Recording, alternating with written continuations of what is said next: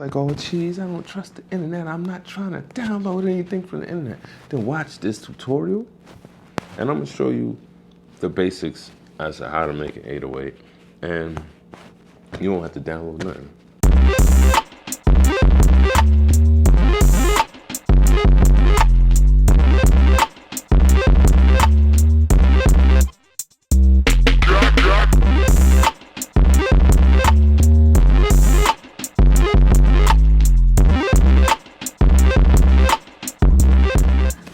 Beatmaker Squad, what's good? It's your boy Cheese Producer. Today, I'd like to welcome you to a new series, which is titled Sound Design Saturday. Basically, what's gonna happen is on Saturdays, I'm gonna make sounds. Y'all gonna walk through it with me, and you'll see what goes into like creating sounds, whatever the case may be. All right, so today's tutorial is one that is long overdue, one that I had promised to put up before, but I kept trying to make it, and basically what happened was it was coming out wrong, and I refused to put something out that doesn't come out right? Basically what that tutorial is how to make your 808s knock. Now before I get into this, I'm obligated to tell you, if you use Gadget and you need 808s, I have a sound pack full of them on beatmakeristhesquad.com. 40 808s and sub basses in total for $9.99. Now let's say you're like, geez, you know, I'm not really feeling spending $9.99 on all those 808s. I mean, I know it's 40 of them and I know they dope, but it's 40 808s and subs and I know they're dope, but I ain't quite feeling it. That's all right. You can go to beatmakeristhesquad.com and you can download a free 808 from Gadget. All right? So don't even worry about that. Now let's say you're like, oh, geez, I don't trust the internet. I'm not trying to download anything from the internet. Then watch this tutorial, and I'm gonna show you the basics as to how to make an 808, and you won't have to download nothing. All right? So let's get started. All right, first things first, okay? In any synth, okay, you have a few sections. You have the oscillator section, you have your filter section, you have your modulation section, okay? Now, those three things are pretty much what you need in order to make a synth. You need an oscillator, you need a filter, and you need a modulator. Filter is only allowing certain sounds to come through. So if it is a high pass filter, right? Anything that's lower than this won't get through. So only these three fingers get through, boom, boom, boom, boom, boom, right? But if it is a low pass filter, okay, the only thing that gets through, it's whatever's under here. And if it's a band pass filter, whatever gets through is only the one, whatever's in that band, okay? All right, that's how filter works. Now modulation, all right. I mean, you hear this word all the time, and you're probably like, oh my gosh, what is modulation? Modulation means to change something over time. Like when it comes to music, it's you change a parameter or value over time. So for example, I'm going to modulate my eyebrow. Watch this. My finger is the modulation source. My eyebrow will be receiving the modulation. Now watch this. This is very complicated, okay? Here we go. Oh, too fast. Slow that modulation speed down. Slow it, turn that down, turn down. All right. Oh, wait, let me turn the amount down. I'm modulating it too much. I like the speed, but not so much. Oh, that's perfect right there. Now look at what I did. I modulated my eyebrow, right? The speed of the modulation was too much, so I turned the modulation speed down, right? But then I noticed it was modulated. It still was modulating at the right speed, but just too much. So I turned the amount down. Now, some modulators will allow you to modulate it in a bipolar way. Basically, it'll allow you to go, 100% up and 100% down. Oh, no, took my eye out. Some will allow you to, only to say, hey, I only want it modulated positively. I only want it modulated negatively. All right? These are all different things that you can do when you're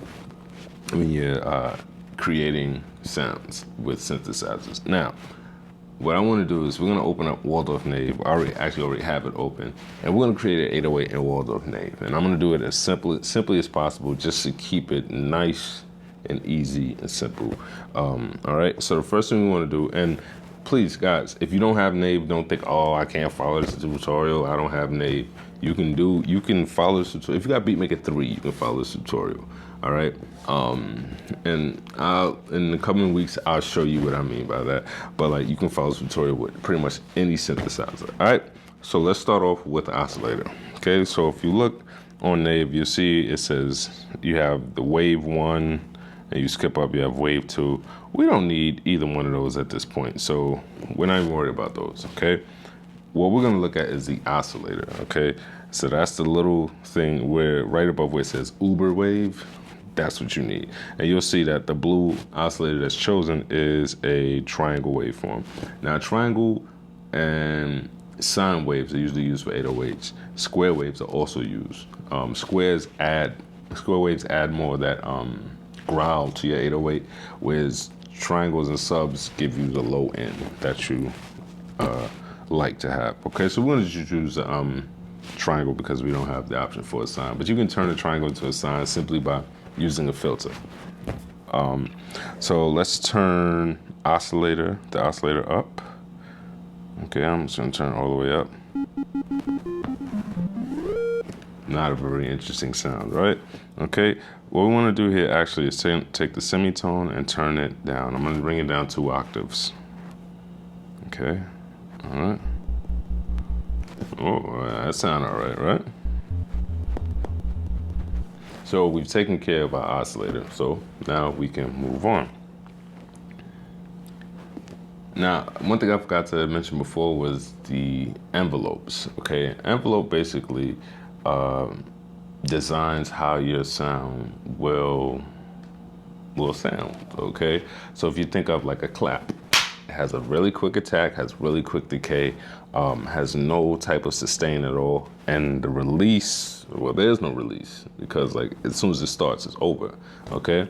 But then you have an 808. 808 has quick attack, okay? The decay is, you know, kind of long because the sound is like fading out, okay? The sustain, you probably want to keep that up because you want the bass to sound like, basically what the sustain does is, as long as you hold the key down, it's going to be at that sustain volume. Whatever the sustain level is, that's what the volume is going to be. The attack is how the sound will attack. Is it hitting hard or is it like waiting like, hey, you know? The decay is like where it goes from the attack to the sustain level. So if you don't want any difference in that, I usually just match the decay and the sustain when I make 808s. And then release is the tail, like you want that. So let's go to the amplitude envelope because amplitude is the volume, and we want to design the volume on this 808. All right. So the attack, let's turn that all the way down to 0. Decay. Did I say I match that with sustain? Just leave it where it's at. It's fine. Sustain, I turn that up. And a release, let's turn that up too. All right, now let's hear our soon-to-be 808. Not bad. Release is way too long though, like, cause it's like a 5-minute 808. Like, are you kidding me right now? So let's turn the release down. I'm gonna turn it all the way down so it stops. I thought it would stop. I don't know why it's still playing.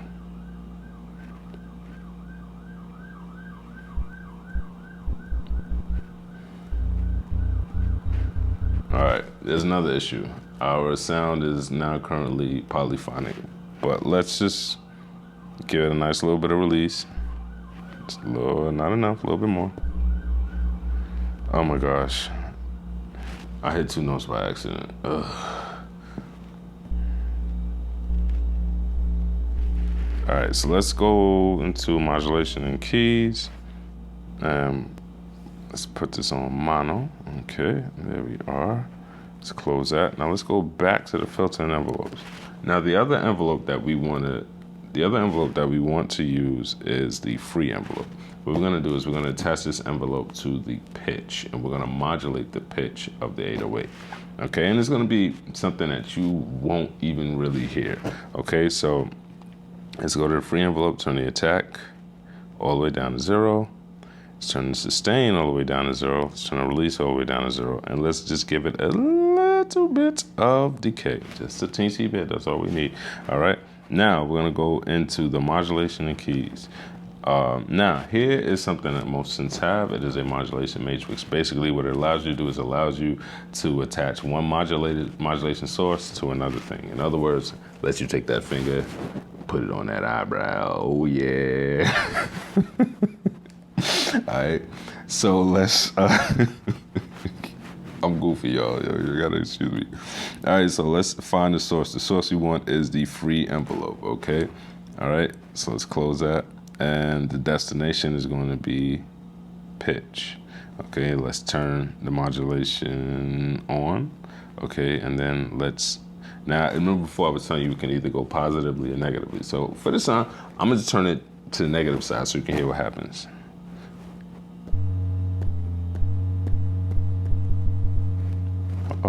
Not much.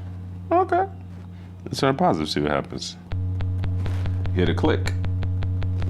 That's kind of what we're looking for. Not fully exactly, but it's kind of what we're looking for. The reason why it's clicking like that is because, remember before I told you I was like, oh, it's modulating too much. That's what's happening. It's modulating too much. So let's turn it down just a touch. So notice it's still like a little bump in there, but it's not as clicky. So let me turn it off completely. Turn it back on. Let's turn it up just a touch because it wasn't really much of a difference.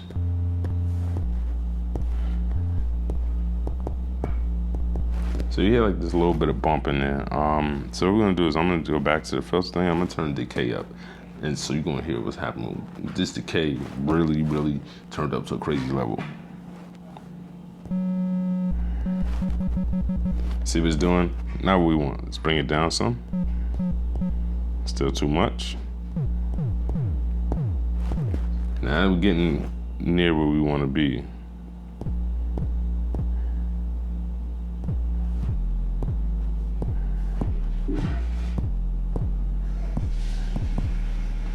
All right, so what I'm gonna turn the modulation amount up a little bit, see what happens, where it's at. So now you're starting to hear something. You hear something. It's like it's a little too much, like I said before. But we're gonna keep it going and try to make sure that it still works fine. Let's go back to filter envelope. Turn decay down just a bit. All right, turn decay down a little more. Actually, so what I'm gonna turn the decay back up, and I'm gonna turn the amount down. Yeah, I'm gonna turn the amount down because the amount is too high.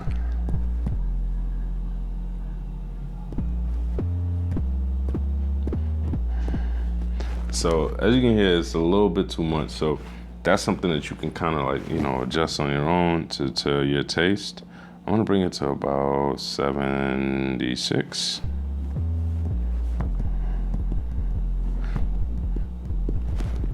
Now what I'm noticing is when I go from one note to another, that it's going doo-doom, doo-doom.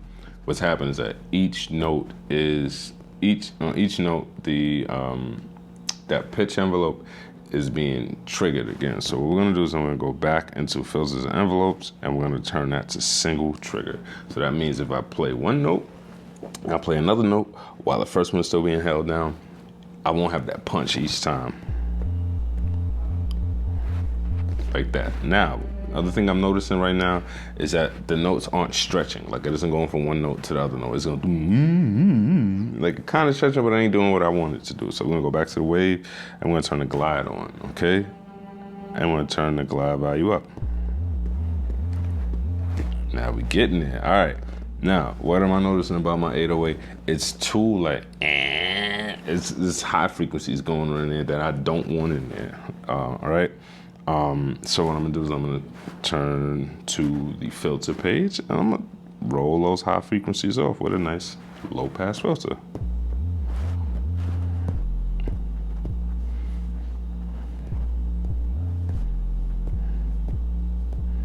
Okay, got us a decent 808 here so far, but you know what?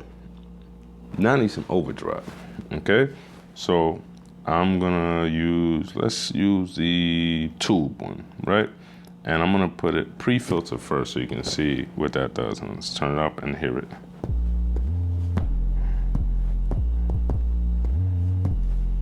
Turn up a little more.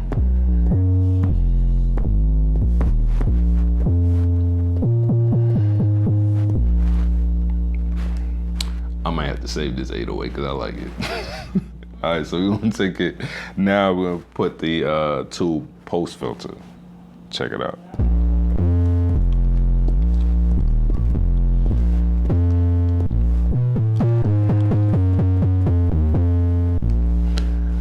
Please excuse my bad playing. I'm a little better with a keyboard.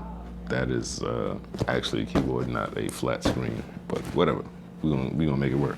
All right, so as you can see there, the pre-filter seemed to me, seemed to be better than the post filter. I think the pre-EQ and the post EQ are the same. Maybe not. Okay.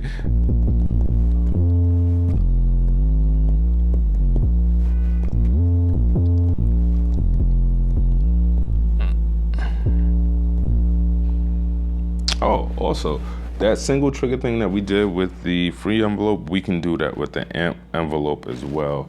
And that will allow us, once again, to have a nice smooth attack if one note is pressed and the other one is pressed as well. So I'm gonna turn that on.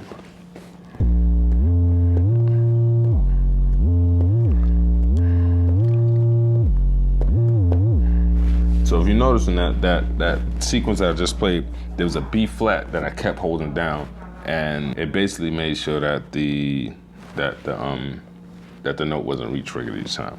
All right, I think we just about done. Yeah, I think we finished. And if we're not finished, wifey is in the background, basically letting me know that it's.